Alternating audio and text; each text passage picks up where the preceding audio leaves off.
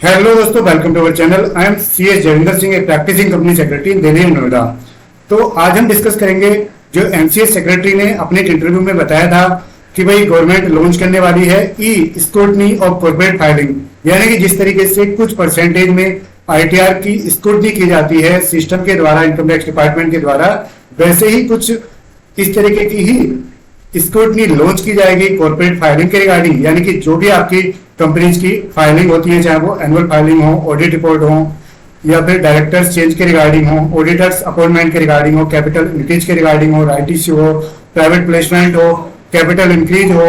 यानी कि all type of filing की यहाँ पर दोस्तों स्क्रूटनी की जा सकती है, लेकिन सभी की नहीं की जाएगी। उसमें कुछ परसेंटेज अभी डिसाइड की जाएगी, कितनी परसेंटेज की जाएगी ये भी अभी तक डिसाइड नहीं हुआ है। हो सकता है वो 1% हो सकता है, 5% हो सकता है, 10% हो सकता है 3% हो। तो ये न्यूज पेपर में भी आया था और इनके इंटरव्यू में कहा गया था।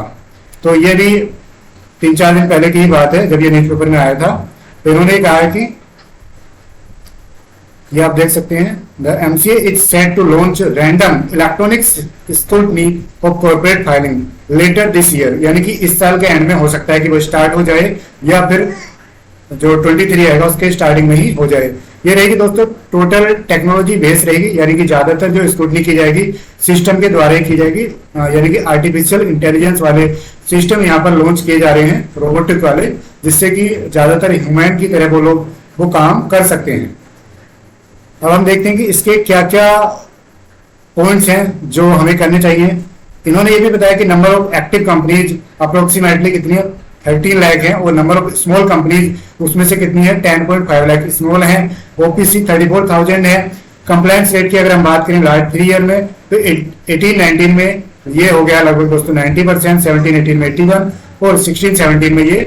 कितना है दोस्तों 75% है। 19-20 और 2021 के डाटा अभी तक नहीं आए हैं, यानी कि उसको, क्योंकि अभी तक लोग लास्ट डेट की फाइलिंग भी कर रहे हैं, तो अभी तक उसका डाटा यहाँ पर नहीं इन्होंने शो किया है। जितना इन्होंने शो किया है अब वही हम आपको बता रहे हैं। अब कुछ हमने इनके इंटरव्यू से कुछ पॉइंट्स हाईलाइट किए हैं, वो ही हम आपको दिखाते हैं। तो चलिए,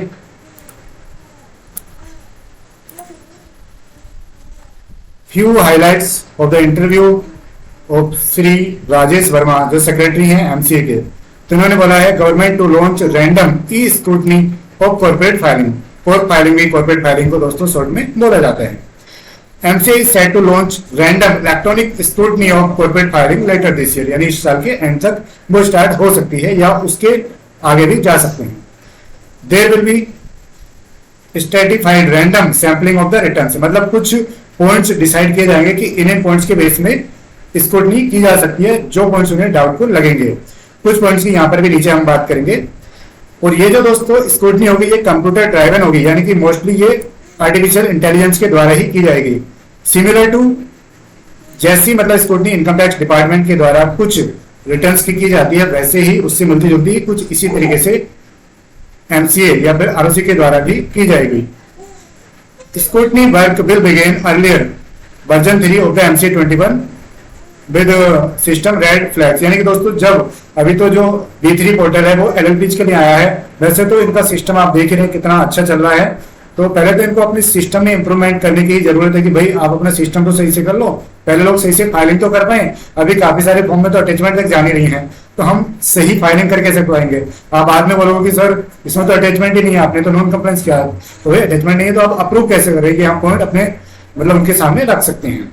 तो कुछ यहाँ पे जो इन्होंने रेड फ्लैग्स बोले हैं, यानी कि कुछ पॉइंट्स डिसाइड किए जाएंगे जो रैंडम मतलब जो फ्रीक्वेंटली किसके केस में आ सकते हैं, स्क्रूटनी की दायरे में आ सकता है। तो कुछ है, अगर आप फ्रीक्वेंटली रेजिग्नेशन बाई ऑडिटर और डायरेक्टर्स, अगर आपकी कोई कंपनी है जिसमें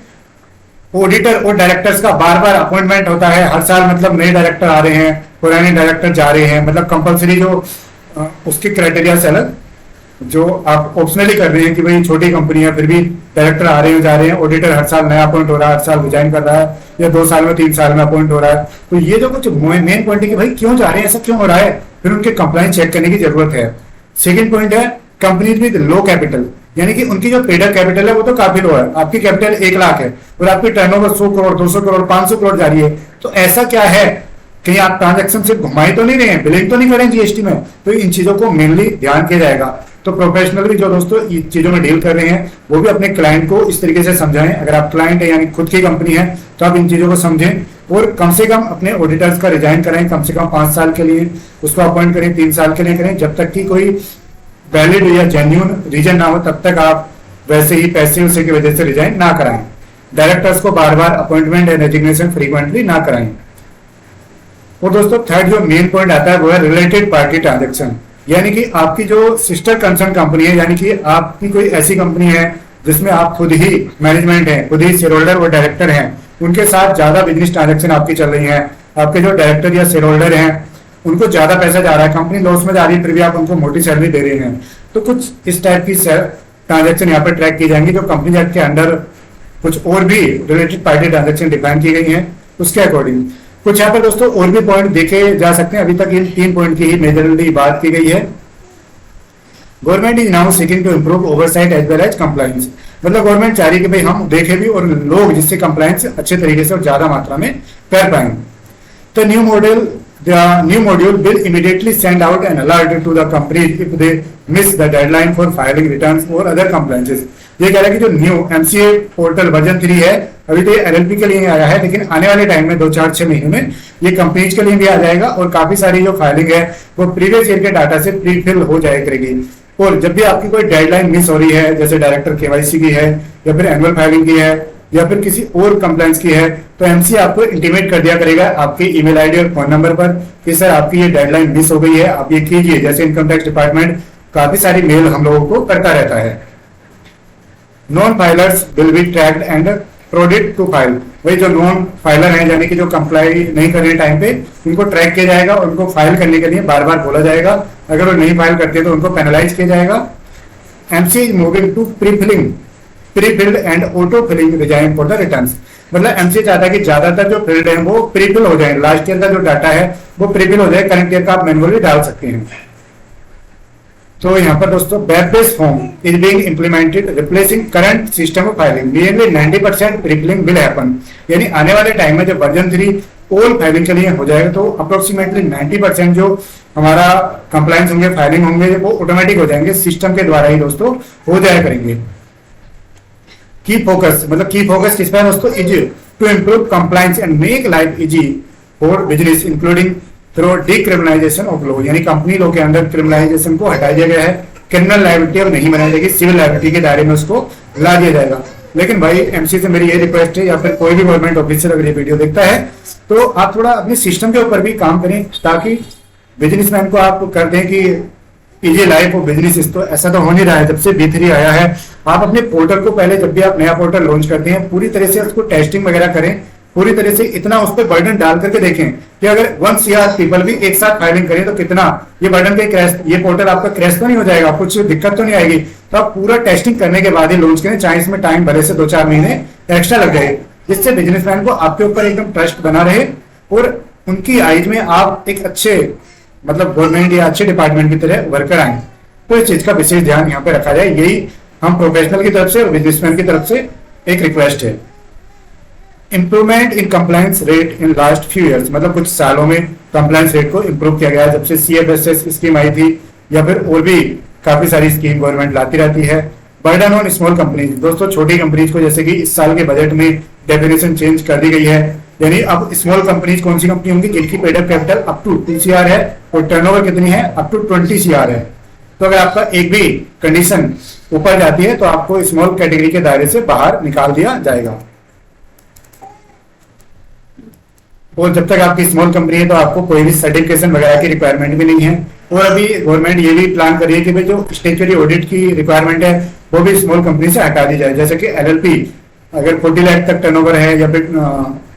25 लाख तक का कंट्रीब्यूशन है तो ऑडिट की रिक्वायरमेंट वहां पर ऑप्शनल है, वैसे ही कुछ कंपनी के केस में भी आने वाला है।